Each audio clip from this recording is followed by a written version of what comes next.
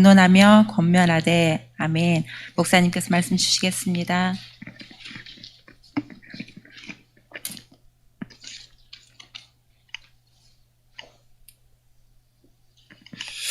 헌신 예배를 정말 오랜만에 드려보는 것 같습니다.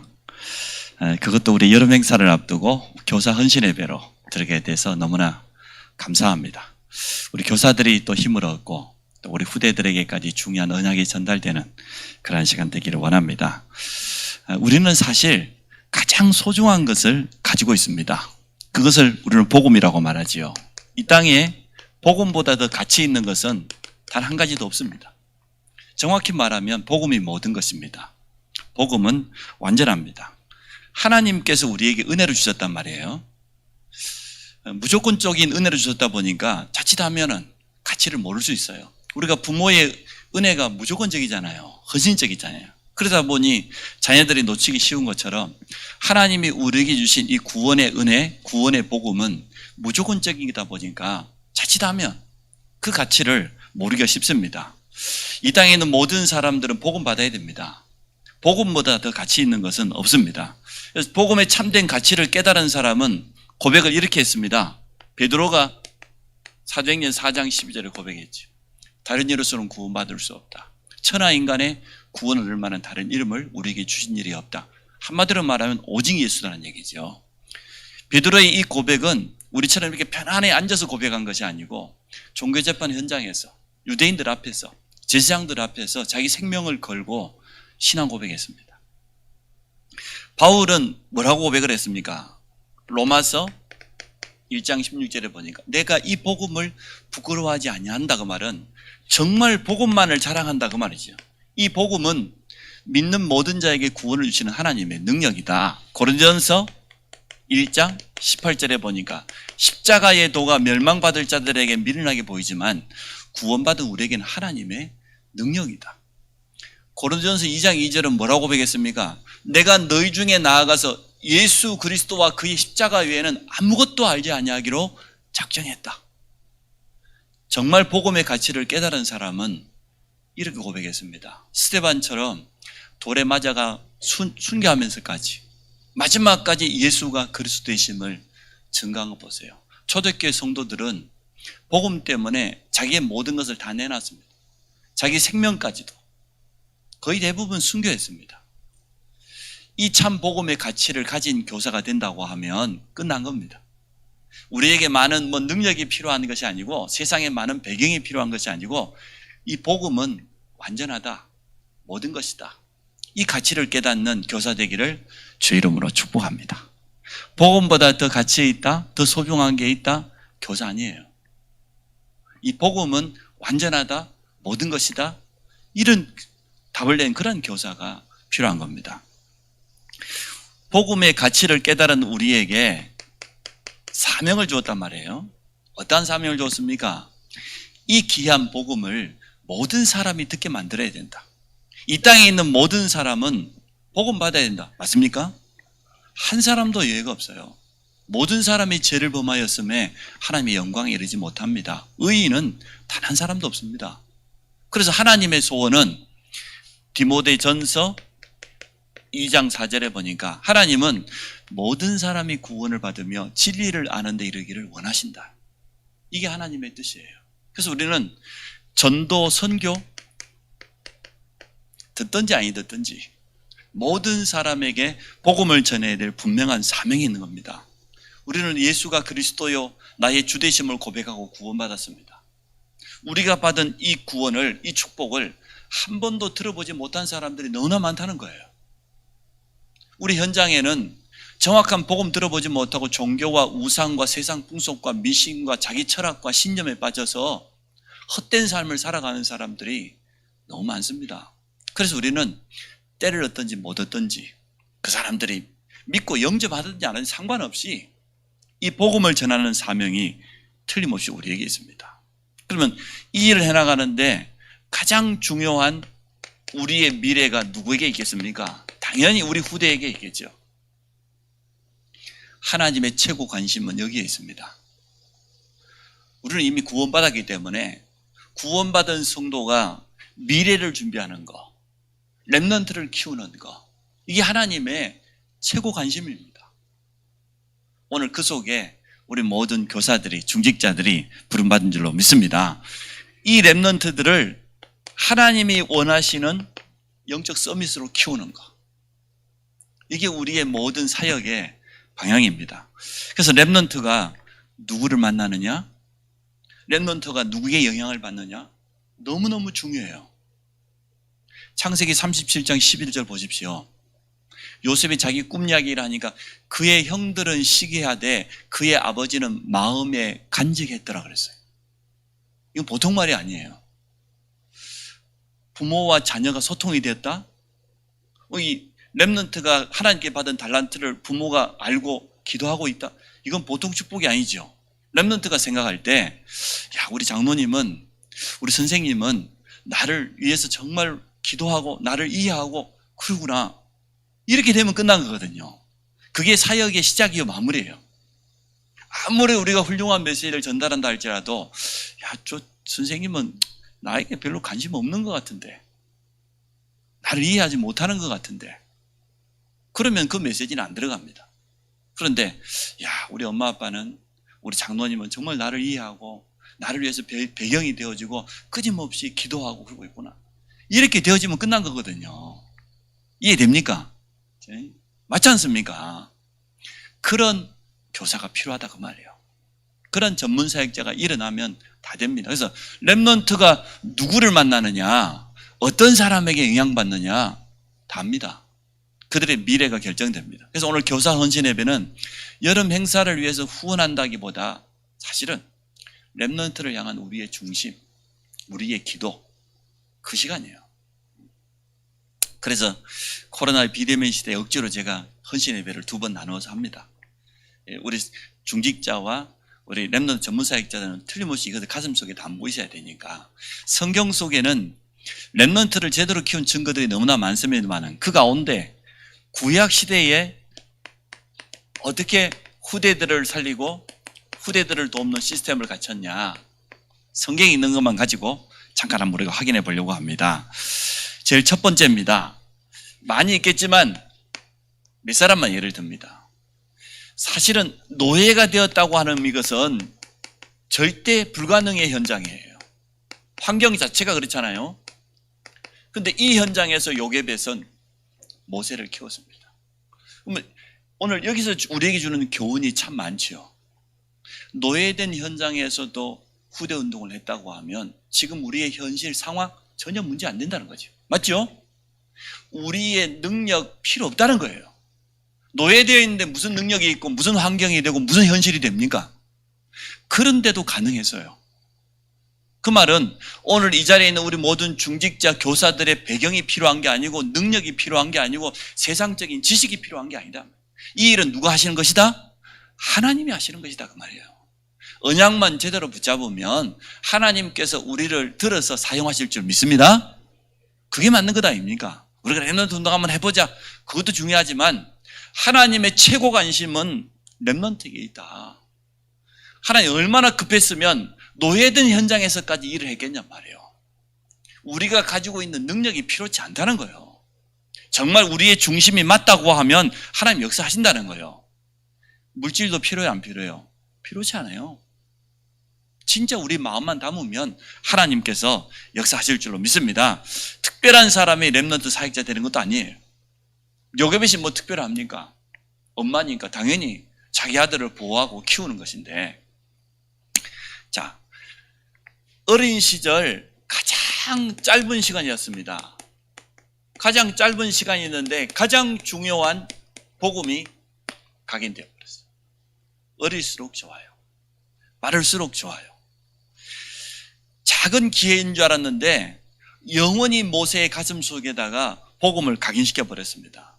뭐에 대해서 각인이겠습니까? 오실 메시아, 창세기 3장 15절이지요. 그리고 그 메시아가 오실 가나안 땅, 이 언약이 정확히 각인됐다는 증거로 출애굽기 3장의 떡이나무 불꽃 가운데서 하나님께서 모세를 부르셨습니다. 모세에게 뭐라고 말했습니까? 내 백성을 데리고 나가라. 출애굽기 3장 18절에 희생 제사를 드리기 위해서 나가라. 그 말 한마디 했을 때 모세는 바로 알아들었어요. 왜 그렇습니까? 어렸을 때 어머니 요게벳을 통해서 이 모세의 가슴 속에, 영혼 속에 각인되어 버렸어요.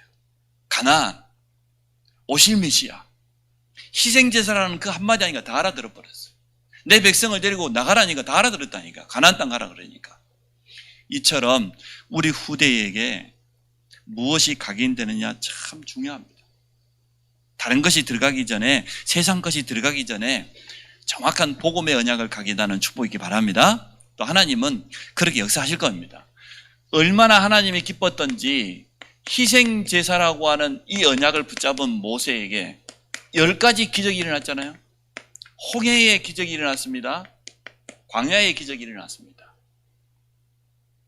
한 여인이 깨달았는데 자기 자녀니까 당연히 필요한 것을 전달했을 뿐인데 하나님은 이 일을 이렇게 기뻐하셨어요. 여기 있는 우리 교사들이 너무 소중한 분들이에요. 자, 그러면 모세는 광야에서 어떻게 했습니까? 광야에서도 지속할 수 있는 시스템을 딱 갖췄거든요. 뭘 전달했습니까? 광야에서 다른 것도 잘했습니다만은 사실 이 세 절기의 비밀만 제대로 전달됐다고 하면 끝난 것 아닙니까? 6월절, 구원의 비밀이잖아요. 구원이 뭐냐 말이에요. 구원은 전적으로 하나님의 은혜로 가능한데 어린 양 피를 바른 날 빠져나왔어요. 애굽에 노예되었고 바로에 노예되었던 그 현장에서 간단하게 6월절 어린 양 피 바른 날 빠져나왔어요. 우리가 영적으로 지난 과거에 노예였지 않습니까? 사단의 종노릇 했었습니다. 예수 그리스도의 십자가의 피가 우리의 모든 저주를 다 끝내버린 겁니다. 이 6월절 구원의 비밀이 전달되었습니다. 오순절, 하나님의 능력, 성도가 당연히 누려야 될 신분과 권세잖아요. 성도가 이 땅에서 당연히 약속하신 그 성령의 충만함을 받고 땅끝까지 이르는 증인들이 약속했는데 이것을 체험했어요. 그리고 수장절, 성도의 배경, 하늘 보좌. 이 비밀이 광야길을 가는 우리 이스라엘 백성들에게, 후대들에게 딱 전달되었어요. 우리 교사들이, 그러니까 성경 66권 속에서 이 비밀만 제대로 전달해도 다 되는 겁니다. 또 모세가 뭐 했습니까? 하나님의 말씀을 받아서 성막을 짓고 거기에다가 언약궤를 모셨어요. 성막, 언약궤 알지요? 조금 착각하는 분들이 있어요. 신학자들이나 목사님들 가운데서 성막은 무엇을 예표하는 겁니까? 오실 메시아. 맞죠? 방주 찾을 필요 없어요. 방주는 오실 메시아. 안 찾아요. 언약궤 지금 잃어버렸는데 찾을 필요 없어요. 오실 메시아. 그리스도에 대해서 말해줍니다. 구약의 성전 전부 그겁니다. 그 주인공이 오셨어요. 그런데 지금도 성막 만들어 놓고 성막 체험시킨다고 좋아요. 그 성막 속에 있는 복음의 비밀 제대로 전달한다고 하면 좋아요. 성막 자체를 우상시하는 거 하나님 그거 기뻐하지 않아요. 오직 했으면은 솔로몬 성전, 스룹바벨 성전, 헤롯 성전 다 무너뜨려 버렸을까요? 성전을 우상시하니까. 그 성전의 참된 주인공 되신 그리스도께서 오셨는데 그리스도의 복음은 깨닫지 못하고 껍데기 그 성전을 쳐다보고 우상시하니 하나님 다 없애버린 거 아니에요. 지금도 못 깨닫고 있어요. 지금도 유대인들은 그 성전 회복할 거라고 울고 있어요. 시오니즘, 예루살렘으로 돌아가자. 어리석은 자들이에요. 온 땅이 예루살렘이 돼야 돼. 맞죠? 주님은 땅끝까지 가라 그랬지 예루살렘으로 모여가지고 절대 떠나지 말라고 말한 적이 없는데 못 깨달으면 이렇게 돼요. 어쨌든 그러나 모세 시대의 광야 시대의 성막은 그게 아니었거든요.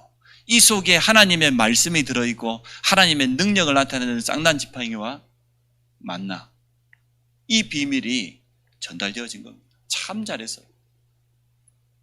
결국은 이들을 통해서 어떻게 됐습니까? 가나안 땅이 정복되지 않습니까? 열방 가운데 하나님의 능력이 선포되어지고 가나안을 정복한 것처럼 우리 후대들은 2, 3주 현장을 복음으로 살릴 줄로 믿습니다.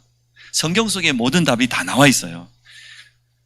뭐 시간이 없으니까 한나와 사무엘, 나실인이라고 하는 이 언약 붙잡았는데 하나님은 미스바 운동의 축복을 증거를 하게 해주셨습니다. 이새와 아들 다윗. 하나님은 얼마나 기뻐했던지 성전에 대한 모든 것을 다 준비하도록 만들었어요. 다 설명할 수가 없으니까요. 오늘 간단하게 우리 교사들이 다 알고 있는 내용이니까. 구약에 보니까 후대를 키우는 시스템이 가장 어려울 때 블레셋을 통하여서 전쟁에 이기 맞는 그때에 한 여인이 언약을 붙잡았어요. 아예 다윗의 아버지 이새는요, 얼마나 언약을 제대로 붙잡았더니 전쟁터에 나가는 막내 아들을 향하여서 증표까지 받아오라는 거예요. 이건 보통 믿음이 아닙니다. 아버지와 그 아들이 언약으로 딱 하나 되었다는 거거든요. 자, 오늘 본문에 나오는 바울입니다. 바울이 했던 렘넌트 운동이 성경 속에 그대로 기록되어 있어요. 바울팀이 가장 잘한 게 뭡니까? 그들의 사역에 가장 키가 뭐였습니까? 회당, 서원. 무슨 말입니까? 사도행전 17장 1절에도 보니까 데살로니가에 있는 회당에, 사도행전 18장 4절에도 보니까 고린도에 있는 회당에, 아예 사도행전 오늘 19장 8절에 보니까 에베소에 있는 회당에서 석 달 동안 담대히 하나님의 나라에 대해서 강론하고 건면했다고 그랬어요. 회당이 뭡니까? 유대인들의 최고의 후대 교육 시스템입니다. 유대인들은 어디를 가든지 회당을 남겼어요. 디아스포라가 되어서도 맞아요. 여기 지금 이방인 지역들입니다. 데살로니가 알렉산더 대왕의 자기 부인의 이름을 따서 지은 도시 이름이잖아요. 이방 지역들이에요. 지금 이스라엘 안이 아니에요. 벌써 흩어져 있는 디아스포라들이 이방 지역 현장에다가 회당을 만들었어요. 후대를 살리는 가장 중요한 그러한 시스템, 그 속에 바울이 갔다는 거예요. 그 말은 바울의 가슴 속에는 뭔가 담겨 있었던 겁니다. 렘넌트를 향한. 자, 그래서 우리는 언약 전달하는 여기에다가 굉장히 소망을 두고요. 성전을 우리가 회복하는 거기에도 초점을 맞출 때 언제나 후대, 우리 렘넌트에다 맞추고 인도받아 가기를 원합니다. 자, 바울이 가지고 있었던 또 미션과 메시지는 많지 않습니다. 많은 것 같지만 간단했습니다. 부름받을 때 주셨던 사도행전 9장 15절, 내 이름을 이방인과 임금들과 이스라엘 자손에게 전하기 위해 택한 나의 그릇. 일평생 동안 이 미션 붙잡고 살아가지요. 이게 바울이 붙잡은 미션이에요. 바울이 전달한 메시지가 뭡니까? 많이 있지만 고린도전서 2장 2절, 내가 너희 중에서 오직 예수가 그리스도 되심과 그의 십자가만 알기로 작정하였다. 오직 예수 그리스도와 그의 십자가. 그게 바울이 전하는 가장 중요한 메시지였습니다. 바울의 인생의 방향이 뭐였습니까? 사도행전 19장 21절에 에베소 지역에 어마어마한 역사가 일어났어요. 2년 동안 말씀을 듣는데 그 지역에 있는 모든 사람이 다 복음을 듣고 우상이 무너지고 마술하는 자가 회개하고 돌아오고 바울의 손끝이 닿는 데마다 치유의 역사가 일어나고 심지어 그림자가 닿아도 바울이 쓰던 손수건만 아픈 환부에다 얹어도 치유의 역사가 일어났어요. 하나님 너무 기뻐했어요.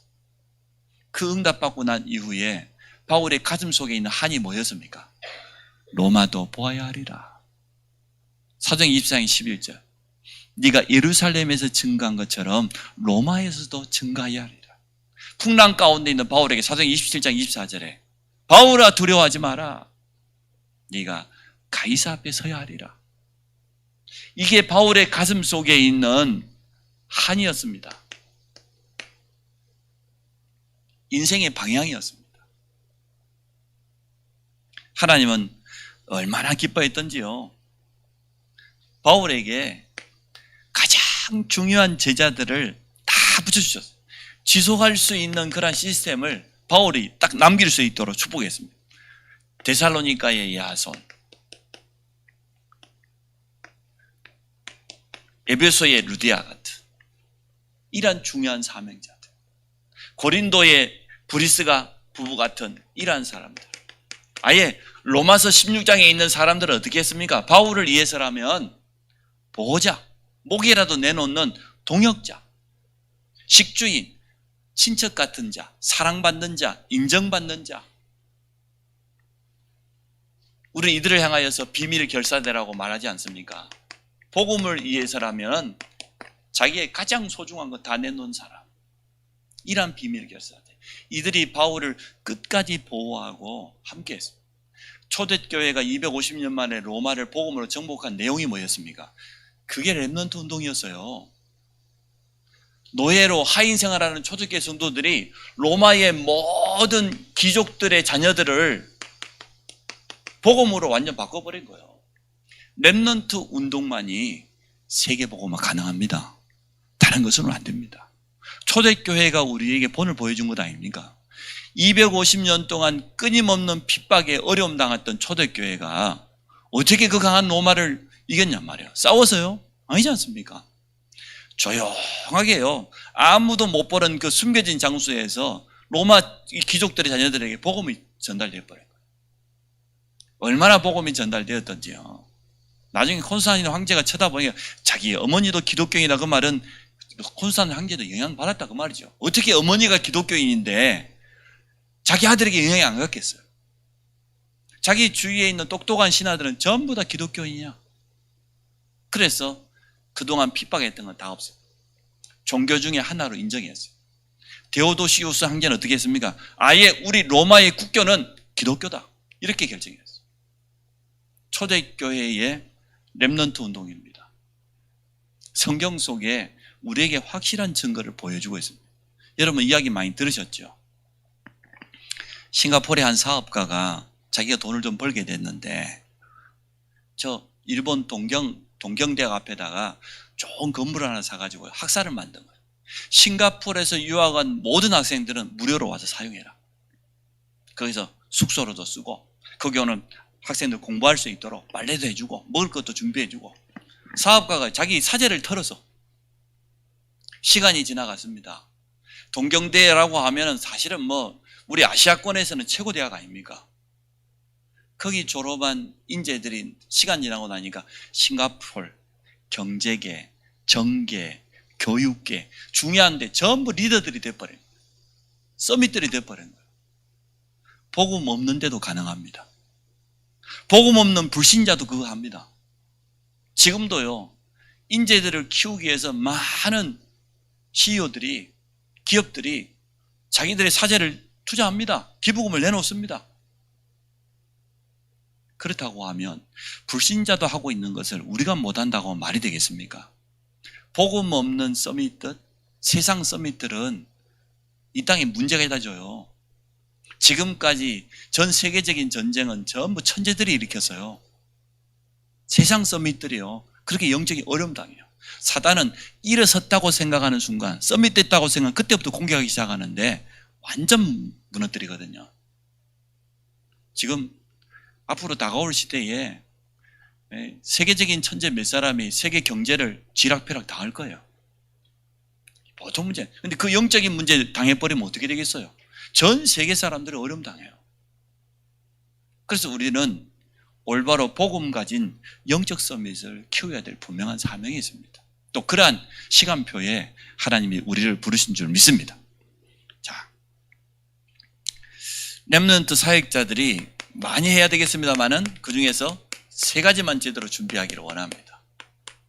첫 번째가 뭡니까?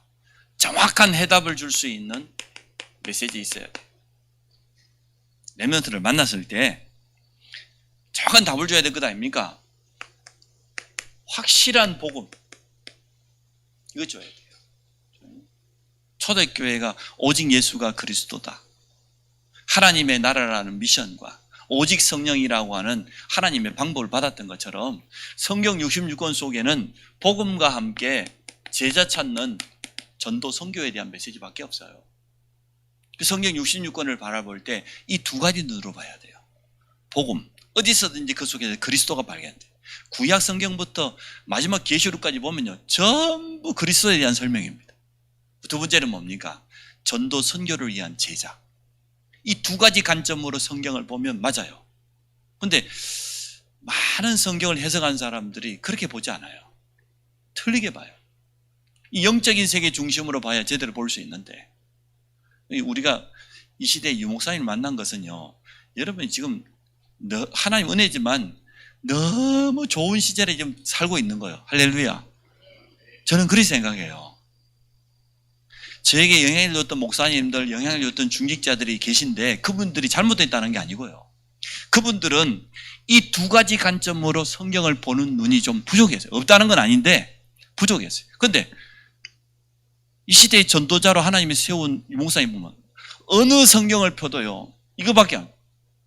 성경 본문 여기 읽어놓고요, 본문 한마디도 설명 안 하고 넘어갑니다. 그럴 때 참 많아요. 왜? 복음 설명하려고. 전도 선교 제자 설명하려고. 저는 그게 맞다고 봐요. 참요. 그래서 이러한 전도자와 동시대에 살았다? 사실은 기적 같은 일인데 우리 다락방 가족들이 잘 모르는 것 같아. 그냥 용사님 메시지 주시는가 보다. 시대마다 하나님의 전도자를 세워가지고 하나님의 일을 하시는 겁니다. 근데 그때 여러분이 살았다. 이게 얼마나 큰 축복이요. 백경희 집사님 초대교회 시대에 좀 살았어야 되는데 얼음 위에 서가지고 말이야 발 떼면 예수 부인한 거다 이런 시대에 좀 살았어야 되는데 생명 걸고 이렇게 할 건데 눈빛을 보니까 생명을 좀 덜 걸었다. 지금 너무 좋은 시대에 우리가 살고 있다 보니까. 자, 해답을 주는 메시지가 틀림없이 렘넌트 전문 사역자에게는 있어야 됩니다. 그래서 초대교회가 참 잘한 거예요. 오직 그리스도만이 유일한 해답 아닙니까? 하나님의 나라 말고 우리가 이 땅에서 이루어야 될 미션이 뭐가 있습니까? 우리 가는 곳마다 하나님의 나라, 성령이 역사하고 흑암이 결박되어지고 돕는 천사를 통하여서 닫혀있는 모든 문이 열리는 중에 특히 제자의 문이 열리는 하나님의 나라.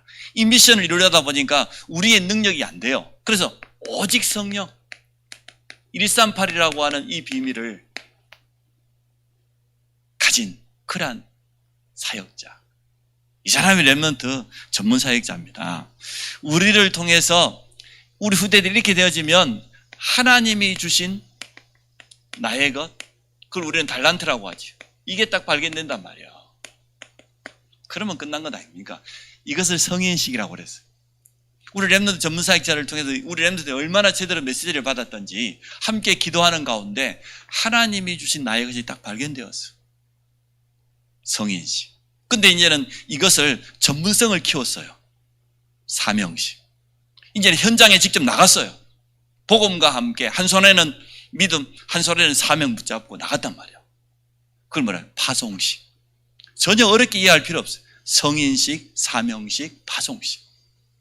렘넌트가 달란트가 제대로 발견돼야 성인식이 되는 것이지 나이 들었다고 성인 되는 게 아니에요. 그리고 이 달란트를 전문화시켰어요. 그렇게 돼야 사명이 되는 거죠. 하나님이 나에게 이러한 전문성을 주신 것은 세계복음하라고. 할렐루야. 이렇게 사명이 딱 담겨요. 그거 가지고 현장에 딱 나갔단 말이에요. 237 현장에. 그걸 파송식이라고 그래요. 통일교가 서울대 앞에다가 학사를 준비했다지 않습니까? 오래전부터. 고려도 안에는 아예 불교 재단이다 보니까 오만 개 있다. 신천지. 비롯해서 많은 이단들, 답도 안 가진 저들이 대학을 막 파고 들어가고 있어요. 우리가 뭐 해야 되겠습니까? 우리 모든 중직자들은 꼭 마음속에 담으세요. 나는 렘넌트를 향한 미션을 하나 남기고 간다. 서밋을 키울 수 있는, 이번에 단어가 서밋 하우스 나왔죠. 서밋 하우스 한 병. 내가 살던 집 말고 다른 집 하나는 진짜로 렘넌트 서밋을 키우는 그런 집 하나는 내가 남기고 와야 될 거 아니야. 중직자로서. 그렇게 기도하시기 바랍니다. 자, 두 번째 렘넌트 선물사 가지고 있어야 될 거. 기도의 집중 속에서 영적인 힘. 이거 반드시 있어야 됩니다. 영적인 힘 가져야 돼요. 영적인 힘 가지고 있으면 가만히 있어도 끌려오게 돼 있어요. 우리가 억지로 찾아가고 그럴 필요도 없어요. 제가 우리 박신성 집사님하고 함께 팀을 이루어서 우리 청소년 지금 우리 안성시에 있는 청소년 축구팀 감독을 다락방을 시작했단 말이에요. 이야, 방에 가보니까 세 팀 이름이 적혀있어요. 10명씩. 청소년 이름 30명, 29명. 그게 감독 재량에 다 달려있어요.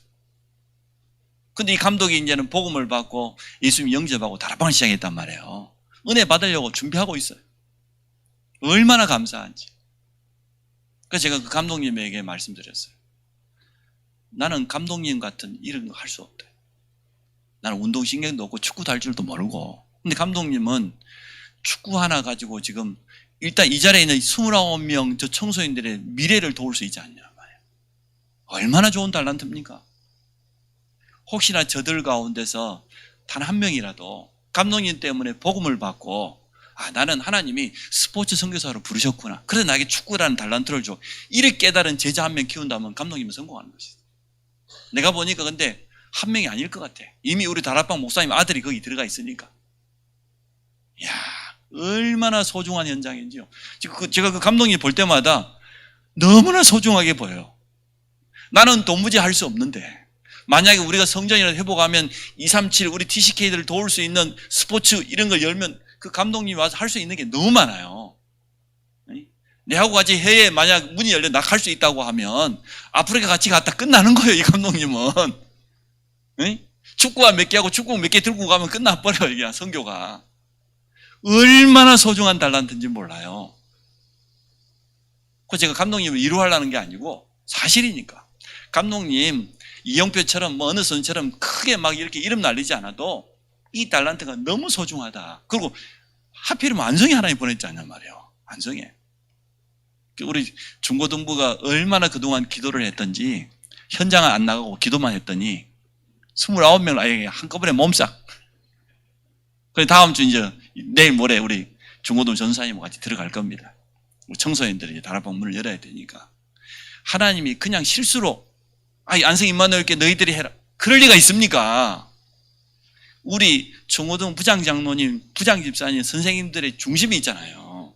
또 그 랩런트를 도울 수 있는 전문 사역자가 있잖아요. 전사님이 있고 말이야. 우리 이수미 집사를 비롯해서. 그래서 저는 우리 중고등부가 받은 응답이라고 생각해요. 그래서 너무 감사해요. 저것들이 지금까지 전도도 안 하고 현장도 잘 안 나간 건 줄 알았더니 그게 아니네. 하나님이 가장 좋은 응답을 딱 숨겨놨다고 말이에요. 시간표가 되니까, 때가 되니까 주신 줄 믿습니다. 그래서 우리는 동기 없어요. 그 랩런트 단 한 명도 우리 교회 안 와도 돼. 감독님이 안 와도 상관없어요. 그런 동기 없어요. 정말 저들 가운데 하나님이 내게 주신 이 달란트를 가지고 복음 전하겠다. 나는 스포츠 선교사 이렇게 깨달은 단 한 명만 일어나도 되니까. 자, 그래서 기도해야 돼요. 할렐루야. 기도해야 된다니까. 여기 태영아 아동부 뭐 유치부 부장님 다 있잖아요. 내가 태영아 부모를 만나면 답을 줄 수 있는 메시지와 그들을 도울 수 있고 치유할 수 있는 영적인 힘이 있어야 되는 것 아닙니까? 당연히 갖춰야 돼요. 그래서 제가 자꾸만 이것뿐에 우선순위를 좀 바꿔라. 삶을 좀 갱신해라. 그리 말했잖아요. 해야 됩니다.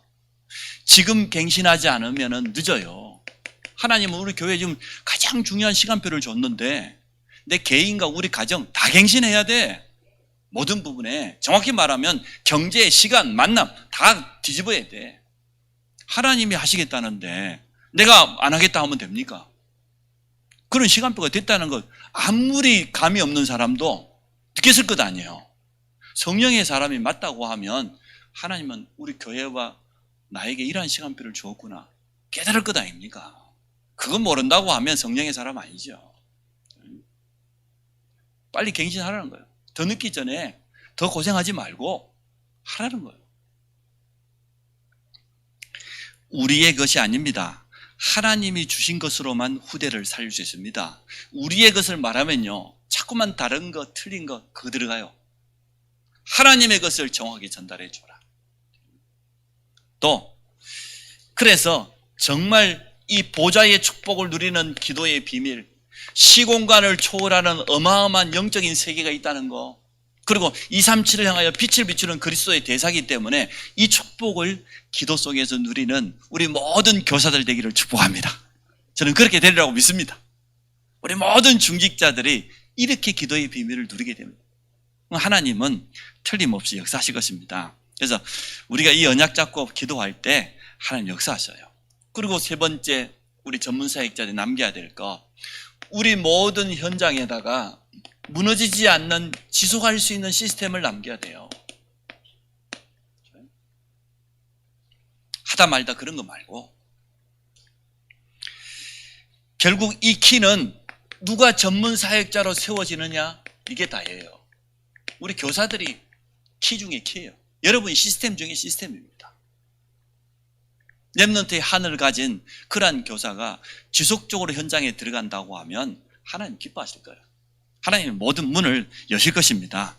또 우리 현장에 지속적인 시스템을 세우라고 말은 언제든지 누구나 와서 해답을 들을 수 있어야 돼요. 그게 현장에 지속할 수 있는 시스템 아닙니까? 가슴 속에 한을 담은 사역자에게는 하나님께서 무조건 허락해 줄 겁니다. 그래서 렘넌트는, 특히 렘넌트 전문 사역자는 현장에 있어야 돼요. 현장에. 집에만 있지 말고, 사업터에만 있지 말고, 직장에만 있지 말고, 렘넌트 전문 사역자는 현장에 있어야 돼요. 자, 결론입니다. 부모, 교사, 모든 중직자는 렘넌트 미니스터리, 전문 사역자입니다. 이 결론부터 내고 하세요. 나는 렘넌트 전문 사역자다.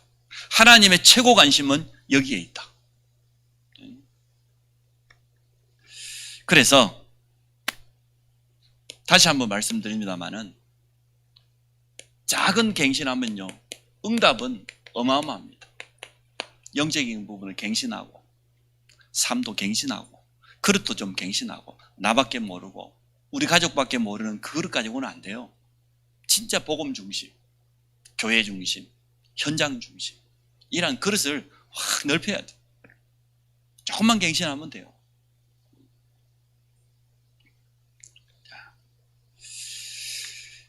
또 우리 중직자와 특히 교사들에게는 미션을 남깁니다. 렘넌트 미션홈이나 렘넌트 하우스 남겨라.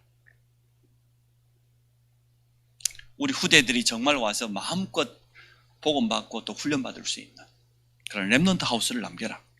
서밋 학사를 남겨라. 맞죠? 세 번째입니다. 우리 교회는 이것 위해서 기도할 겁니다. 그리고 정말 렘넌트의 뜰이 있는 이러한 성전을 회복할 겁니다. 앞으로 TCK를 정말 도울 수 있는 237에 많은 사람들이 와서 응답받을 수 있는 이러한 축복을 놓고 기도하면서 도전할 겁니다. 이제 일주일 후에 뚜껑이 열립니다. 하여튼 기도해 주시기 바라고, 우리 인생의 최고 작품은 결국은 렘넌트입니다. 이러한 인생 작품 남기기를 주의 이름으로 축복합니다. 옆 사람을 축복합시다. 렘넌트 제자라는 작품을 남깁시다. 다시 한번, 당신은 렘넌트 전문 사역자입니다. 하나님 감사합니다. 교사 헌신 예배를 통해서 우리 모두가 렘넌트 전문 사역자로 부름받은 것을 확인하게 되었습니다. 우리 인생에 남겨야 될 최고의 작품인 렘넌트 제자를 키울 수 있도록 축복하여 주옵소서. 오늘부터 하나님께서 역사하실 줄 믿습니다. 이 언약 잡은 우리 모든 렘넌트 전문 사역자들에게 성령의 능력으로 옷 입혀 주옵소서. 예수 그리스도 이름으로 기도합니다. 아멘.